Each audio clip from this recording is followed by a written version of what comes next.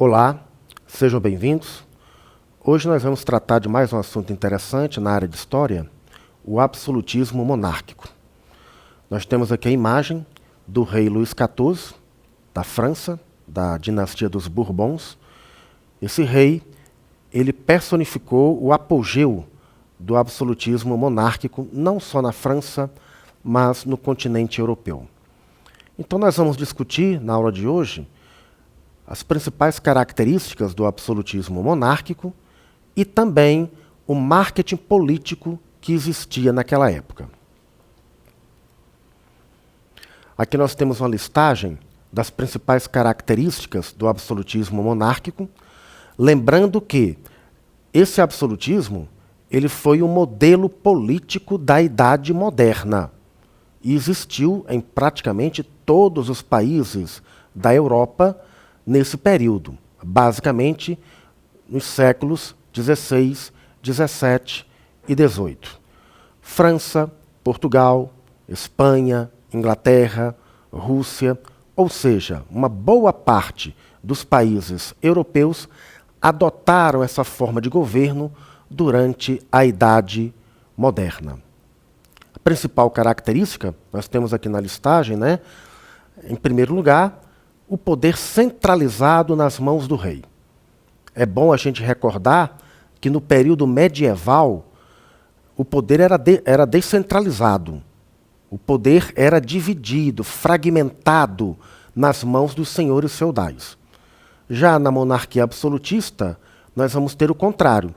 Existe uma grande concentração de poderes nas mãos do rei.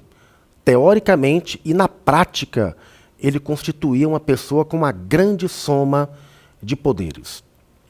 Outras características nós podemos destacar aqui: a existência de uma burocracia estatal. Também a cobrança de impostos, um exército permanente, uma uniformidade de leis, impostos e moedas e a existência de fronteiras delimitadas. Vamos procurar analisar com mais detalhes cada uma dessas características. Já falamos do poder centralizado, Então vejamos agora a questão da burocracia estatal.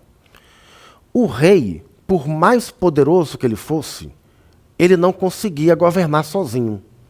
Aliás, nenhum governante consegue. Pode ser um presidente da república, um rei, um imperador. Ele precisa de um grupo de pessoas que o auxiliem a governar o país. Um grupo de pessoas que o ajudem a administrar o país. Esse grupo de pessoas, da confiança do rei, é o que nós chamamos de uma burocracia estatal. São os ministros de Estado, são os secretários, os conselheiros do rei. Inclusive, a gente pode até fazer uma analogia com os países de hoje. Os presidentes, eles também dispõem de ministros, de conselheiros, de secretários que os ajudam a governar o país. Então, esse seria também um aspecto interessante, a existência dessa burocracia estatal. É bom ressaltar que o próprio rei ele fazia questão de escolher pessoas da sua inteira confiança para ocupar esses cargos administrativos.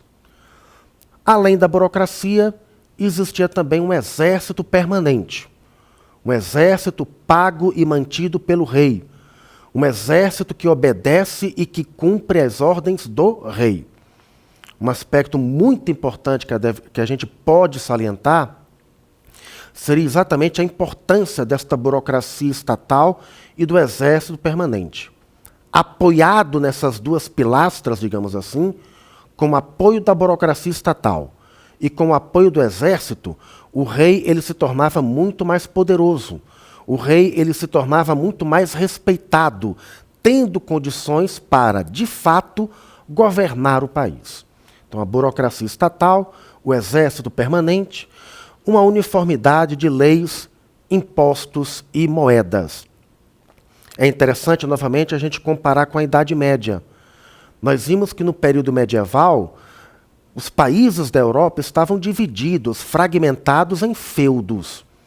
Então, cada feudo tinha suas próprias leis, tinha suas próprias moedas, os seus próprios impostos. Agora vai ser diferente. No Estado Nacional, na monarquia nacional, comandada pelo rei absolutista, nós vamos ter uma uniformidade de leis, impostos e moedas. O que é que significa isso? Significa que em todo o território nacional, agora você tem uma única moeda circulando em todo o país. Você também tem um único sistema de leis que vai existir em todo o território e também um único sistema de impostos, facilitando as trocas comerciais, facilitando as transações comerciais. Então, é uma uniformidade de leis, impostos e moedas, e a gente pode até mesmo comparar com a atualidade, onde os países também dispõem de uma situação semelhante a essa. Você pega, por exemplo, o caso do Brasil, né?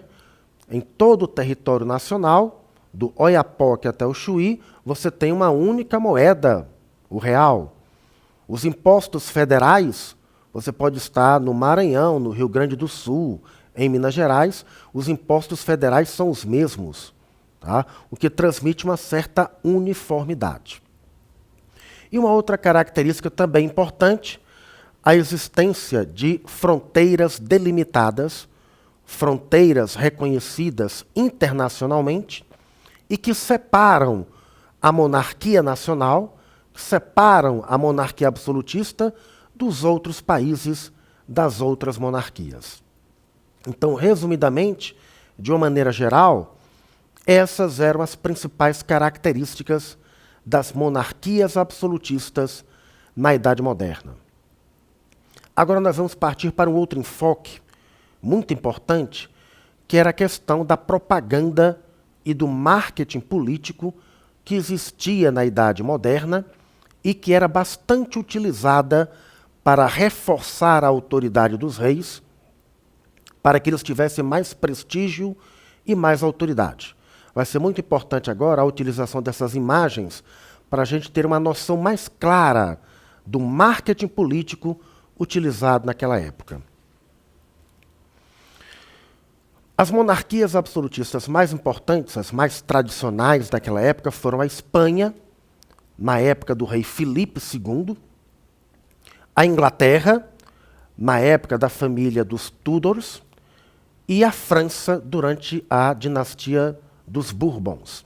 Aqui nós temos a imagem do rei Filipe II da Espanha. É interessante a gente observar os símbolos majestáticos que cercavam o rei. A coroa, o manto real, o cetro. Observem também que o rei ele ficava numa posição mais elevada, se comparada com o restante da população. Então, tudo isso fazia parte de um arsenal de instrumentos que eram utilizados pelos reis para reforçar a sua autoridade e também para glorificá-lo. A gente pode, inclusive, fazer até uma comparação com a atualidade novamente, né? Atualmente, os políticos eles utilizam bastante de um marketing, a mídia eletrônica, né? Para fazer a sua propaganda, para divulgar as suas realizações, para vender a sua imagem perante o eleitorado.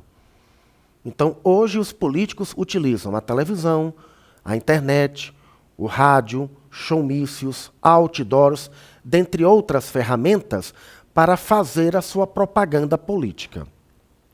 Ora, e na época do absolutismo monárquico? Como era que os reis faziam a sua propaganda política? Como era que os reis enalteciam e glorificavam a sua imagem? Numa época em que não existiam os recursos eletrônicos de hoje, os reis utilizavam principalmente do luxo, nas roupas, na arquitetura, para glorificar e para enaltecer a sua imagem. Aqui nós temos a imagem do rei da Inglaterra, o Henrique VIII, um dos grandes reis absolutistas do período. Observem as roupas do rei. É um visual diferente. A posição do rei, a pose do rei, né? É interessante a gente observar que os reis eram retratados sempre numa pose imponente, sempre numa pose que transmitia a ideia de força, de poder, de prestígio. Nada existia por acaso na pose dos reis. As pernas afastadas, traduzindo a ideia de que ele domina tudo. Os ombros largos, transmitindo a ideia de força, de poder. Então, tudo era bastante calculado no vestuário, nas roupas, no ambiente, para engrandecer a figura do rei.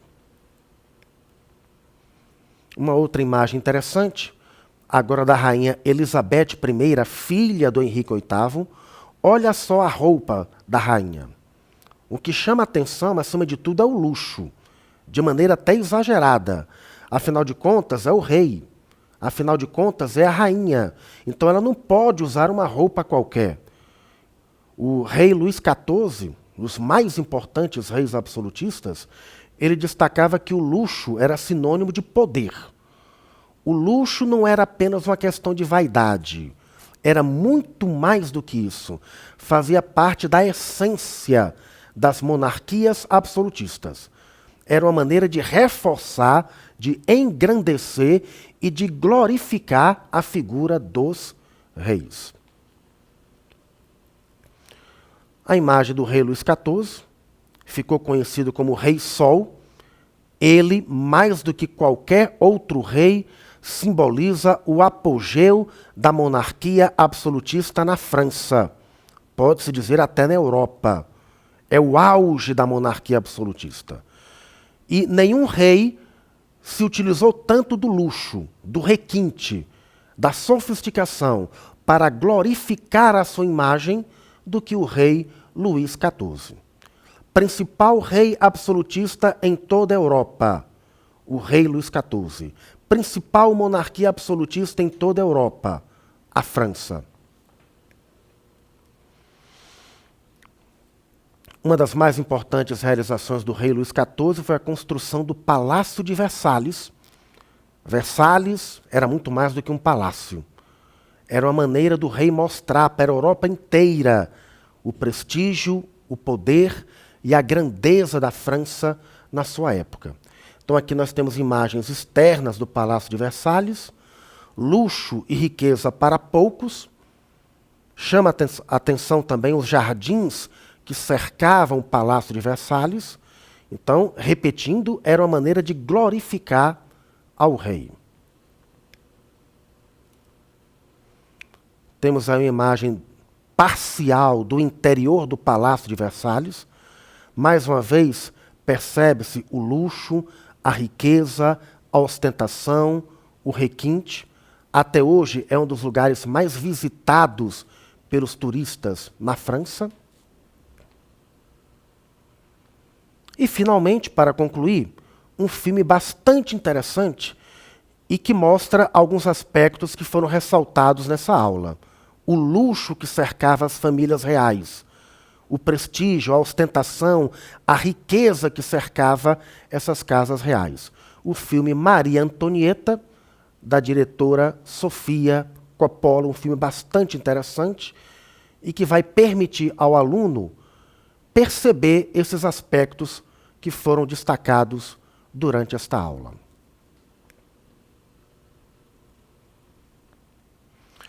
Obrigado pela atenção e continue aprendendo com a SENEC.